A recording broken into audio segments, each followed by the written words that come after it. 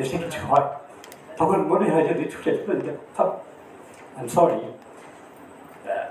5ই August Sheikh Jamil Uddin, যে আমাদের হাকিজ বেকার্সের managing director, উনি লন্ডনে ছিলেন। তা বিদেশে থাকি প্রায় আমি 30 বছরের উপরে লন্ডনে থাকি। অনেকে বলতে পারেন যে বিদেশে আমরা আছি, ভালো আছি, কিন্তু সত্যি কথা বলতে কি যে দেশের জন্য তো সবসময় মন কাঁদে, কিন্তু আমরা তো কিছুই করতে পারি না। এটা অনুভূতি দেওয়া সম্ভব না যে যখনই দেশে কিছু হয় তখন মনে হয় যদি ছুটে চলে যেতাম। I am sorry. তখন আমরা অনেকের সাথে চেষ্টা করলাম বিদেশে যে আমরা কি করতে পারি, তা আলোচনা করছি। এর মধ্যে জামিল তখন আমার সাথে ছিল, আমার সাথে লন্ডনে। ও দেখলাম সে বসে শুধু ফোনের উপরে কি করা যায়, এখানে অ্যাম্বুলেন্স পাঠাও, এখানে কিভাবে, এখানে জুলাইতেই তো সমস্যা বেশি হচ্ছে, সেখানে ডাক্তাররা সেখানে পাঠাচ্ছে, তাদেরকে হাসপাতালে অনেক সময় সাহায্য করতে দিচ্ছে না, বের করে দিচ্ছে, এমন অনেক ঘটনা। তা এরপরে সময় এগিয়ে গেল, আমাদের সরকার খুব অত্যন্ত ভালো এখানে চিকিৎসা করেছেন আমরা বলবো, এবং কেন বলছি ভালো করেছেন সেটাও আমি একটু বলবো। যে এরপরে যখন আমাদের যে মাননীয় প্রধান উপদেষ্টা, জুলাই ফাউন্ডেশনের চেয়ারম্যান যিনি, উনি সিদ্ধান্ত নিলেন যে এখানে প্রায় 5,000 যে আমাদের জুলাই যোদ্ধা আছেন, তারা তো এখানে ডাক্তারের চিকিৎসা দেওয়ার পরে তাদেরকে একটু বেশি কমপ্লেক্স, যেটা এই দেশে চিকিৎসা করা সম্ভব হচ্ছে না, তখন ওনারা সিদ্ধান্ত নিলেন যে এদেরকে সব বিদেশে পাঠিয়ে দেওয়া হবে। তো তখন বিদেশে পাঠালে যেটা সমস্যা হয়, যেখানে এবং সরকার কিন্তু সরকারের পক্ষ থেকে এখানে জালাল ভাই আছেন এবং বারবার একটা কথা বলেন যে এখানে টাকা যেটা লাগুক সেটা কিন্তু এখানে আমাদের দেশের যতই এখানে সীমিত সাধ্য থাকুক, ওনারা কিন্তু কোনো সময় বলেন নাই যে বিদেশে পাঠাতে যেটা টাকা লাগুক এটার কোনো কমতি কিন্তু কোনো ছিল না। তারা চেষ্টা করছেন বিভিন্ন দেশে, কিন্তু আমরা একটা জিনিস চিন্তা করলাম যে একটা মানুষ তো বিদেশে গেলে শুধু একজন গেলে চলে না, তার সাথে একজন সাথে যেতে হবে। তারপরে সেখানে হয়তো হাসপাতালে আমাদের 6 মাস সেখানে তারা থাকবেন, 1 মাস হয়তো হাসপাতালে, বাকি সময় এখানে তারা কোথায় থাকবেন। হঠাৎ করে বিদেশে অনেকেই যান নাই, আমাদের যারা জুলাই যোদ্ধা, এখানে আমাদের এমবাসি আছে, সে কিন্তু তাদের তো রিসোর্স খুবই লিমিটেড। তা তখন আমরা ডক্টর লুৎফে সিদ্দিকী, আমাদের যেহেতু লন্ডনে ছিলেন, ওনাকে চিনতাম আমি চিনতাম ওনাকে, আমি যোগাযোগ করলাম। উনি তখন আমাকে ওয়াকার কাজী সাহেবের সাথে যোগাযোগ করে দিলেন, যিনি ব্রিগেডিয়ার জালালের সাথে একসাথে কাজ করেন।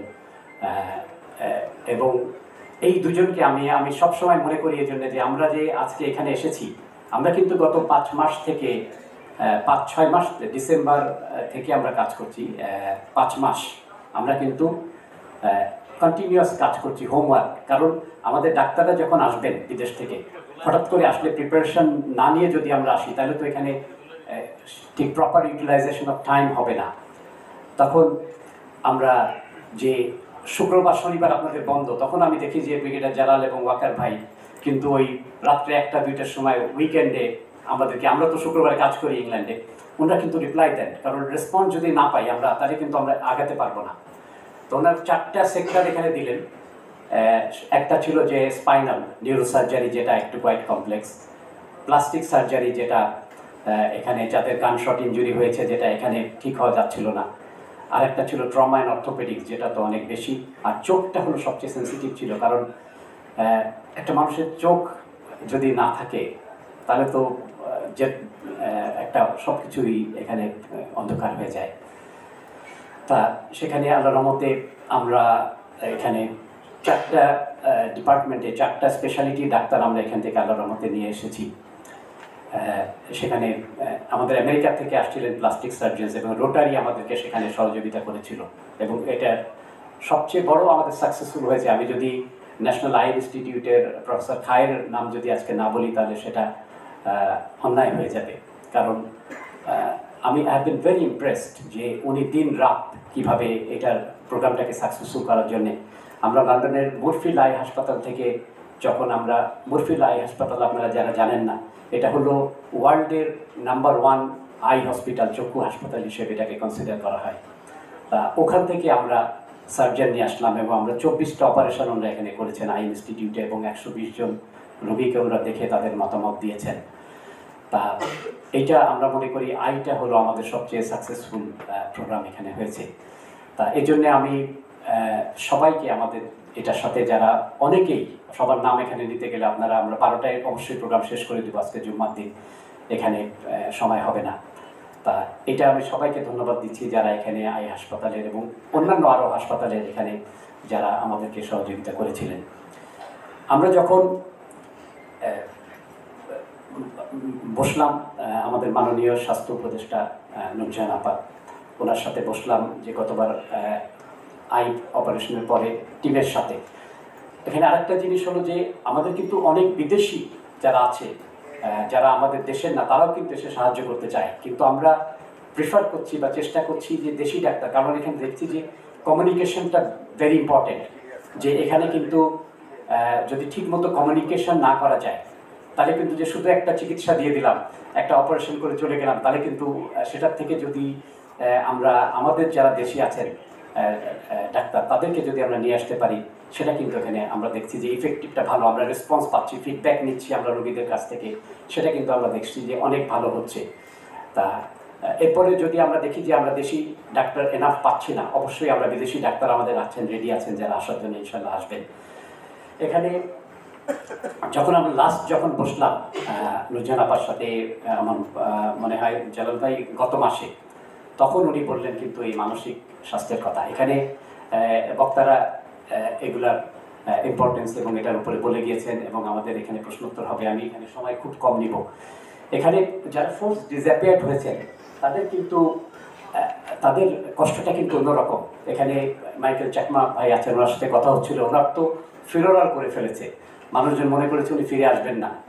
তারপরে যখন উনি ফিরে এসেছেন, সবাই, এভরিবডি ওয়াজ ডেফিনেটলি হ্যাপি, কিন্তু ওই অনেক সময় সেই গল্প আছে না যে মানুষ চলে গেলে তখন মনে করে কি এটা ভূত ফেরত আসলো নাকি, এরকম একটা অবস্থা। তা আলহামদুলিল্লাহ উনি ফিরে এসেছেন, সেটাই সবচেয়ে বড় জিনিস। কিন্তু তাদের কষ্টটা হয়েছে যারা ফিরে আসবেন না, তাদের কষ্টটা কিন্তু অনেক, কারণ তারা তো তাদেরকে দাফন কাফন করতে পারেন নাই। তা তাদের মানসিক যে যন্ত্রণা এবং মানসিক যেটা তাদের সমস্যা, সেটা কিন্তু একটু এখানে আমি ডিটেল যাব না। এবং এখানে কিন্তু ডিসঅ্যাপিয়ার কিন্তু সব ধরনের মানুষ রয়েছেন, এখানে ছাত্ররা ছিল, এগুলা আপনারা এগুলো জানেন। এটা জাস্ট একটা ভেরি কুইক রিমাইন্ডার, যাতে আমরা কিন্তু ভুলে না যাই। এটা এমন একটা জিনিস হয়েছে 16 বছর, সেটা কিন্তু আমাদেরকে মনে রাখতে হবে দুইটা কারণে। একটা হলো যারা এখানকার যোদ্ধা, তাদেরকে তো আমরা যত আমরা সরকারি এখানে চেষ্টা করছেন তাদের জন্য বিভিন্ন রকম।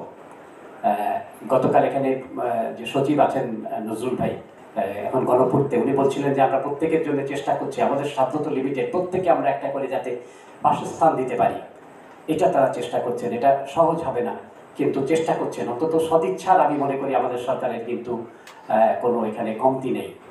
এবং আমি যেটা বলেছিলাম যে আমাদের চিকিৎসার ব্যাপারে আমরা কিন্তু ক্রিটিক্যাল, আমরা বিলাতে যে ডাক্তারি করি, আমরা কিন্তু একজন যদি ভুল করি আমরা কিন্তু সেটা স্বীকার করি, আমাদের কলিগ যদি ভুল করে এটা স্বীকার করি, ভুল মানুষেরই হতে পারে। আমরা কিন্তু এখানকার অন্তত 120টা কেস, বিশেষ করে চক্ষুর আমরা রিভিউ করেছি, খুব ক্রিটিক্যালি রিভিউ করেছি। আমরা কিন্তু এমন কিছু পাইনি, এটা আমি অনেস্টলি বলছি, যে যেখানে এমন কিছু আমাদের ডাক্তাররা করতে পারতেন যাতে এটা কোনো বেটার আউটকাম হতো। কিছু চোখ কিছু ভাই বোন হারিয়ে ফেলেছেন, সেটা কিন্তু আমাদের ডাক্তারদের কোনো গাফিলতি এখানে আমরা পাই নাই। এখানে ডিসঅ্যাপিয়ার্ড, এখানে মানুষ, ছাত্ররা হয়েছেন, জার্নালিস্ট হয়েছেন, এখানে সাধারণ মানুষ হয়েছেন।